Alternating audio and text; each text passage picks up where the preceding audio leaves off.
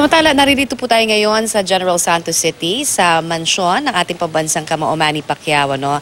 At kahapon nga po ay dumating na nga ang buong tropa ng Team Pacquiao, syempre kasama ang ating pambansang kamao at si Jinky dito po sa General Santos City mula po sa Australia. Pasado alas 2 na nga po ng hapon nang dumating o lumapag dito sa General Santos City ang kanyang chartered plane at syempre pa sinalubong siya ng mainit with arrival honors of course ng mga kawani ng militar, gayon din ang kanyang mga kamag-anak at ilang mga kaibigan sa politika.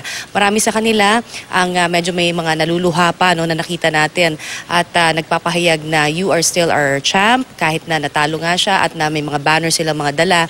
At sa ganitong pagkakataon na kumbaga ay hindi na depensahan ng ating pambansang kamao ang kanyang WBO welterweight title, ay naniniwala siya na ang pinakamasarap pa rin na pakiramdam ay yung alam daw niya sa puso niya na ang tingin ng lahat ng mga boxing fans, particularly na sumusuporta sa kanya, na nakita naman nila na siya talaga ang nanalo sa laban. At yun daw ang pinaka-importante, yung pagmamahal na natatanggap niya habang siya nga ay lumapag dito sa General Santos City sa kanyang mga kababayan at sa mga Pilipino na naniniwala na siya pa rin ang champ.